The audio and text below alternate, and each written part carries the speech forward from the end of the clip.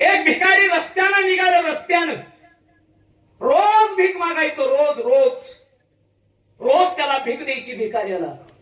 पण एक दिवशी रस्त्यानं जात असताना त्याला 100 रुपयाची नोट सापडली. आता लक्ष द्या, अरे रोज एखाद्याच्या दारात जावं, भीक मागावी, 10-10 रुपये गोळा करावं आणि पोट भरावं. पण आज मात्र 100 रुपये सापडले. काय आनंद असेल भिकाऱ्याला. भिकाऱ्यानं ठरवलं म्हणे रोज पोटाला खातो रोज, पण आज पोटाला खायचं नाही. मग 100 रुपये घेतलं मायबाप आणि सकाळच्या 7 वाजता लॉटरीवाल्याच्या दुकानाच्या समोर उभा राहिलो. आणि लॉटरीवालं नेमकंच दुकान झाडत होत. भिकाऱ्याला पाहिला तळपायाच्या मस्तकाला गेली. दादा, अजून भवानी झाली नाही माझ्या दारात आलास. तो म्हटला भवानी करायला चालू आहे. ऐका, भिकाऱ्यानं 100 रुपयाचं तिकीट घेतलं 25 लाखाच्या लॉटरीचं आणि 7 दिवसानं सोडत झाली. बाबा, कर्म धर्म संयोगानं 25 लाखाची लॉटरी भिकाऱ्याला लागली. हे विचार करा, अंगावरती रोज फाटलेली कपडे घालावी, रोज दुसऱ्याच्या दारात उभा राहावं, रोज मागावं, रोज.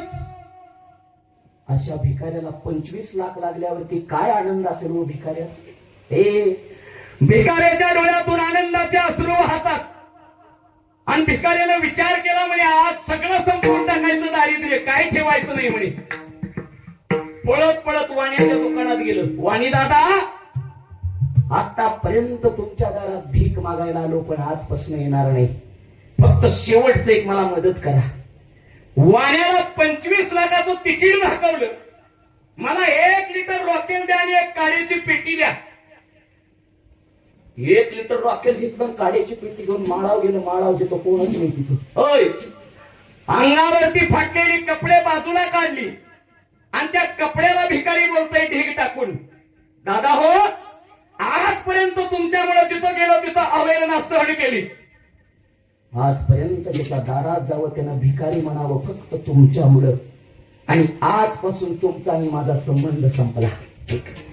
1 लिटर रॉकेल त्या कापडावरती वतलं, माचीस काढणारी काडी लावली आणि काडी लावल्यावरती मायबाप त्याची राख झाल्यावरती भिकाऱ्याच्या लक्षात आलं जी 25 लाखाची लॉटरी लागलं ते तिकीट जळून गेलं. विठ्ठल